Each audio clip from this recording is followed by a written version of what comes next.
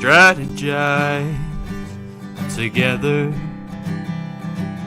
Let's hear it from an expert. Join the conversation, it's informative and free. You and me, let's talk some strategy.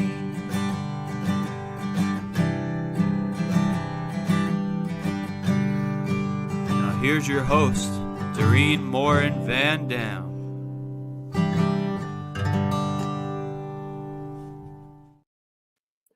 Hey, everybody. This is Dorien. Welcome to another episode 17 of Strategy Talks. I am so excited to be here with you another Tuesday morning. Thank you so much for tuning in live. If you're here, let us know in the comments where you're joining us from and what platform you watch this video on. If you're here for the replay, put hashtag replay in the comments so I can come back and welcome you to the show. And for those of you who are listening to this as episode 17 of the Strategy Talks podcast, thank you so much for listening. Before I introduce you to my guest today, I want to do a shout out to our sponsor. Social Insider is the intuitive dashboard for social media analytics, reporting, and competitors analysis for brands and agencies. And we always are thankful for Social Insider for sponsoring our show. So without much further ado, I want to introduce all of you to my friend Rob. How are you, Rob? Hey, good, Dorien. Thank you so much for having me on. Awesome to hang out with you and catch up and be on your show. Thank you so much. Absolutely. So you and I met quite a few years ago, but before let's talk about that, let me introduce and actually give everybody the official bio. We can see your beautiful hat for those who are watching. You work at Uscreen. So let me go ahead and read that. Rob is the head of partnership at Uscreen, where he manages the Uscreen affiliate program, as well as Uscreen's influencer and brand partner relationships. He's also the host of Uscreen's Video Entrepreneur podcast, where he talks to some of the top creators and industry experts about how they've built their business using videos. Rob is a content creator at heart. He publishes tutorial videos and live streams on his personal YouTube channel and social profiles. He also has a personal podcast called Coffee with Content Creators. He runs a successful private membership called Creators TV using the Uscreen platform, of course. When he's not working, Rob is a husband and a dad, loves to drink coffee and explore new places with his family. And where are you located, Rob? I'm in cloudy, gray Vancouver. All right. So we've had a Canadian on here before. I love that. I love that we've had international guests on this show. So welcome. And you might have realized I did not say your last name because I have had you on several shows. And even every time I think I say it right. So I'm going to let you say it. Yes. So yeah, it's Balasabas, Rob Balasabas. You got it right before, I think. I have got it right, but I also got it wrong. And I was like, okay, I'm going to say it wrong on this podcast. So I was like, So we're going to talk about video creation and monetization tips. Mm-hmm. And you know, when we were in the green room, we talked just a little bit about, you know, what that looks like strategy. And then of course, I'm reading your bio and I see that you interview content creators and people that have channels on YouTube. So let's talk about a strategy for if somebody is already creating video, because a lot of our audience are business owners, social media professionals, say they're already creating videos, but they're creating videos to attract, a potential client. Right. How can they move, or what would be some of the steps to take to go from, hey, creating video on a specific topic to creating video with the purpose of, hey, I want to monetize this. I want to monetize this channel. I want to start earning money from creating videos versus creating videos as a lead gen. Yeah, absolutely. Yeah, I love this topic. Both video creation and monetization. I think it's important. They go hand in hand if you're going to be in business today. You know, there's a lot of if you go to LinkedIn, there's lots of founders, CEO types that are creating a lot of content, which 5-10 years ago, that would never happen. They're usually behind the scenes and you've got marketing people, creating the content, but now they're getting in front and they're using videos to humanize their brand, just because a lot of technology, a lot of products, a lot of services are so equal. You know, it's almost like identical, right? Like all the different features of different companies and things, they're so equal. And so it's the humanization, the connection that you can create with your customers that really make a difference. And that's your differential advantage out there in the market. And so, you know, that's why you'll see a lot of C-level types getting in front of camera and being accessible, and again, just putting a personality to their company. So, you know, I think this is a question. This is something that we talk about a lot with our community at Uscreen, and also the creators that we get to talk to. Is, as a video creator, there is creating content, and then there's also distribution. And I think that's what we're talking about here. And then to put it into like actual words, I think that's what we're talking about in terms of when we talk about monetization as content creators. That's a different question than like content creation itself. That's a different question of like, what lights should I get? What camera should I get? What, you know, platforms and tools should I get to live stream and edit and stuff like that? That's a content creation question. That's something we've been talking about for a while. But I think a lot of creators now, as they sort of mature and get more serious about using videos, they're talking about distribution. And that's, I think, what you're asking me here, Dorien, is how do you make money from your content? That's a distribution question, right? Right. That's so like, how, and the question is, how do you go from one, if you're already doing one, and if you want to do the other, what are some of the steps you need to take? Because there's definitely a different strategy involved. There's definitely, yeah. So when you start looking at distribution of your content, I think that you have to be aware of each platform. Where do they fall into? There's two types of platforms, in my opinion. There's platforms where you can get discovered, and then there's platforms where you actually make revenue, right? And so so discoverability and revenue, they're two different things, and you can't really force one platform to be the other and serve that purpose of the other. So for example, YouTube, TikTok, Instagram Reels, Shorts, right? Instagram itself, all of these platforms, they're discoverability platforms. They're where you get discovered. This live stream, we're not monetizing this at the moment. It could be sponsored, right? There could be aspects of it that is revenue, but for the most part, YouTube even itself, where we spend a lot of time, is a platform where you're discovered. You're discovered by people that you want to be in your audience, people that you want to be potential customers. Instagram Reel, same thing. TikTok, same thing. This is where you're discovered, and you're building connections and hopefully then driving them off of those platforms to a revenue platform that is built specifically for revenue. So revenue platforms, for example, could be your membership, could be your community, right? Could be your affiliate program, could be your coaching landing pages, your calendar link, right? Those are revenue platforms. There's no algorithms, there's nothing else. It's all about revenue. And the main reason for that is to get people to pay you and work with you. And that is the revenue. So a lot of creators, you know, they get upset, and you'll see some videos out there, and they're getting upset because YouTube, or, you know, the AdSense dollars are going down, CPMs are going down. You know, TikTok creator fund is not big enough. They didn't get into, you know, the Facebook Reels, you know, creator fund. And it is, I totally understand as a creator myself, but at the end of the day, those platforms, they're not serving the creator first. They're serving shareholders. They're serving other, you know, folks before they get to the creator monetization part, right? And so that's the first thing that creators need to think about now is like, okay, take a step back, look at your content, look at where you're distributing your content, and are you using that platform or that channel for what it's built for? And so you just have to think about it that way.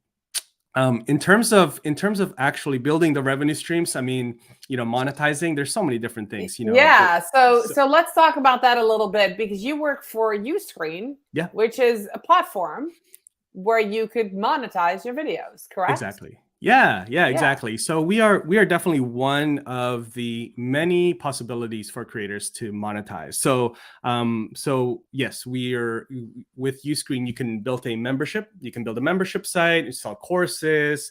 build a community inside of Uscreen as well. And you can monetize all of that. And the nice thing about memberships is that it's predictable. It's a subscription based, you're basically almost building like the same model as a software company where you're getting paid each month. So the nice thing about that is it is predictable, right? So this month you have 10 members. Next month, hopefully those 10 members stay on and you get another 10 members, right? And so you're building and it's scalable, and it is predictable. The predictability of revenue is very important for creators, right? Absolutely. Sometimes we're used to like AdSense or other revenue streams where it is fluctuating, it's volatile. There's a lot of different reasons, but memberships and the predictable type of income allows you to plan your business, allows you to think about, okay, well, I feel comfortable hiring, an assistant or a marketing person or a social media manager, right? Because I know next month I'll be able to pay them and also pay myself and grow the business. And you can really plan a business around that. That's a really good point, Rob. So I want to just kind of stop there for a second, because I think you're basically saying that by having a membership, you now have a monthly almost retainer through that membership program, right? So you build that up, and as you build it, every month you have that consistent revenue. And as a creator, as an entrepreneur, there's a lot of us out there that constantly have to sell. Say you have a program and you need to fill the program and you have 10 seats, you're a coach. Every cycle you have to sell 10 more seats, right? But by having a membership program, those seats are filled and they're warm and they stay because you're offering them that up level. And so then you get new people in and then they stay too. And so as long as you are providing value for the money they get by that membership, it's like the Netflix model, right? That's right. You have to keep updated. I sometimes go to Netflix. I'm like, I think I've seen everything I want to see. So I'm going to go to Hulu for a little bit. Right. And then 3 months later, I come back to Netflix and I'm like, oh my gosh, all this new stuff got released. I'm so glad I stayed. Yeah. That's kind of what you're saying that needs to happen when you have a membership program, right? You have to constantly update, but having that revenue come in is really important. Exactly. Yeah. I mean, that's why you'll see Netflix and Disney, they'll have series, right? Like, okay, here's a new series. Here's a new 10 episode series, because then now you're watching it and you're staying on and yeah. So it's all about retention, reducing churn, all of these terms when it comes to membership. Now you can still have courses, you can still have one-off courses that are either free or a separate thing.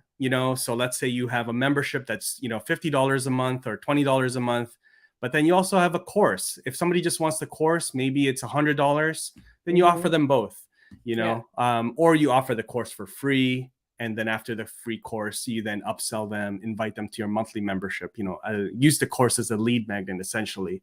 And so, yeah, there's a lot of different models there. Once we get into memberships, kind of a rabbit hole, probably another 6 hours of conversation with that. But there's so many different strategies with that. Yeah, no, I can see another podcast interview, like maybe the end of this year. We'll talk about membership as we go into 2023. I think that'd be a great topic. I haven't talked to anybody about membership yet. So that's fantastic. So when somebody says, okay, I am creating videos, it's part of my lead generation funnel. I want to start monetizing. Membership is one option. You mentioned a couple of other options when you first started talking. I heard affiliate, and then what was the other one that you mentioned? There's creator funds. So, let's just talk about affiliates real quick. That's something that I think all creators should have in place. This is a question because I manage our affiliate program at Uscreen. Yeah. And one of the things is when should I start doing affiliate marketing? I'm just starting my YouTube channel. I'm just, starting to do live streams. When should I start affiliate marketing? And my answer is always right at day one, right? You never really know, that's the beauty of affiliate marketing is that, you don't need a huge audience, you don't need to be in a partner program with YouTube. You don't need 4,000 watch hours or 1,000 subs. There's no requirement, as long as you're in good standing, of course, Right. But you can start affiliate marketing. And, that's, if you kind of step back, why is affiliate marketing so good and such an opportunity? It's because a lot of people will watch your videos and look for videos, looking for validation that their purchasing the right thing, or they want somebody to have already purchased the product and just show them that it's worth it, it's the right move, or comparing products and things like that, right? A lot of people go and watch videos before they make a buying decision these days. Absolutely. Yeah, I do. I mean, I now go, and there's now that whole Amazon Live thing out there, but that's a whole different conversation. But absolutely, I mean, I watch videos before I buy things.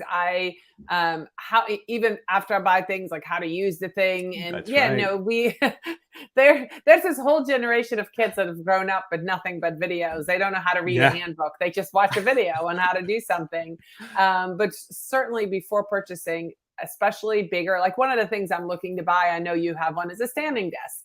Right. So I've been looking at videos. Like, I want to know how smooth it goes up and down. Right? I want to know how easy it is. If you have to crank it or just push a button, and like, I want to see the videos. Yeah, exactly. Actually, you mentioned something real quick, and it's like real quick there that you said, but even after they purchase the product, they're still looking at how to then use it.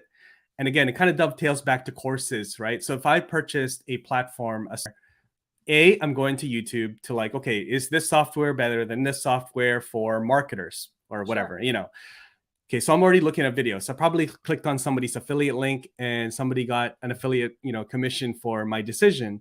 Now, once I actually start using the software, I may want to then say, okay, how do I use this thing? How do I use it for all my different, reasons to use it? And I may then find somebody that, okay, they have a course on how to use ClickUp or, Asana or whatever. And rather than watching all the videos, I can just take this quick course. It's going to be 2 hours and I'll learn everything I need to learn. So again, you as a content creator, you could be part of all of those, that whole journey for that user, right? And so if they find you in the beginning of their journey, then there's a really good chance that you will be their person that they, you can capitalize on helping that person throughout the entire journey of like decision-making, purchase, now learning, and then so on, right? And so as a content creator, so much opportunity there. And that's just one person. And so the beauty of, videos and content creation and all of these revenue streams is that you can help, many people with just like sort of a one-time, on-demand content that you create, whether it's on your platform or other platforms that already exist, like YouTube and TikTok and all that, Instagram Reels, Facebook, creating content out there. That's when people will find it. And then also, Dorien, like real quick too, when you are creating content out there, you have to understand how those platforms work. I'm finding, for example, like YouTube, a lot of people will create YouTube content. Again, this is distribution. They create YouTube content and then they put it on YouTube and then they share it everywhere. They'll share it on Twitter, Facebook, LinkedIn, and hoping that people will then go to YouTube. Now, some people may do that. If you share it on Facebook, your cousin or your aunt or your uncle may click on it, go to YouTube, not understand what you're talking about and leave. And that actually hurts your YouTube channel, right? That hurts your channel, the performance of that video. Right. And so you have to be very mindful of where you're sharing your content and what format of that content you're sharing. So you can't share your YouTube video that's 10 minutes long on LinkedIn because nobody's going to be watching it on LinkedIn, right? It's a scrolling type of platform. And so people are just scrolling really fast and they're not going to be catching it. So you have to be mindful. This is where shorts and TikTok and Reels really come into play to sort of give people a little taste and then drive them to your long form content. So just be mindful of, your distribution and think about your monetization, because as a creator, there's so many opportunities. So many shiny objects too, Dorien. Yeah. So many shiny objects. Yeah. I have one more question for you before we go to the rapid fire round. Are there any industries right now that are hot that you see like, oh my gosh, the creators are just killing it, or any unexpected industries where you're like, there's somebody in this industry and they're the only one and they're doing something amazing? Yeah.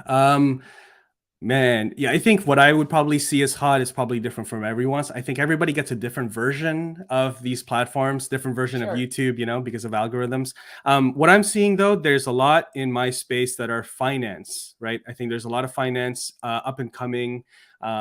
is it Gen Z? You know, the Gen Z. There's a lot of people like talking about finance, and they're doing really well. That actually does really well on YouTube in terms of CPMs. And then also I'm seeing a lot of art, a lot of drawing. You know, a lot of artists, and artists. You know, musicians, actual people that do paintings and things like that.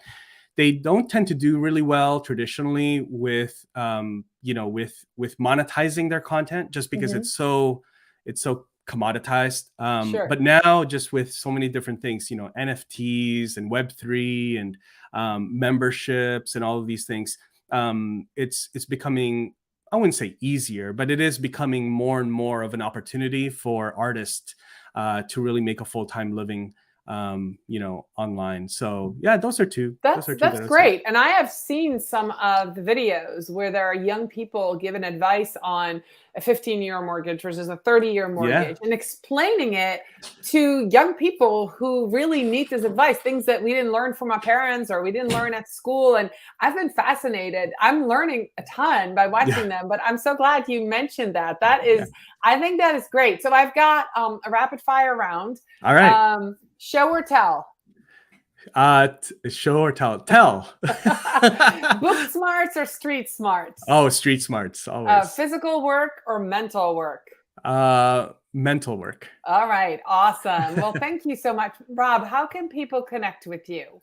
Just look up, just copy and paste my name, and I've got a long last name, and Dorien tried to say it, but did okay. Just find me on Instagram, LinkedIn. That's usually where I hang out, or YouTube, and you'll find my channels. Send me a DM. I'm happy to help however I can. All right, awesome. I just realized our names aren't on the screen. So for those of us who are just joining, or you're at the end and you want to connect with Rob, there it is in full glory. I think as I turned that off, I didn't even realize that, but there it is, Rob Balasabas, right? That's it. You got it.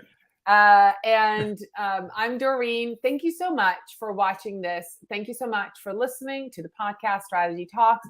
I'll be back next week with another episode. Reach out to Rob if you want to know about how to start monetizing or creating a membership or becoming an affiliate. He is my go-to guy of almost anything YouTube. He has the best tips. And I want to do a big shout out.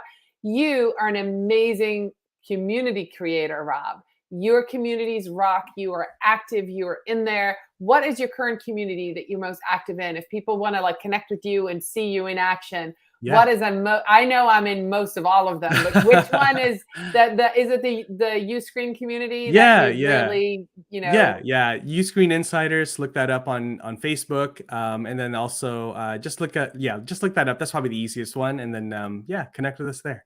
Awesome. Well, thank you so much for joining us, Rob. And thank you to everybody for watching and listening today.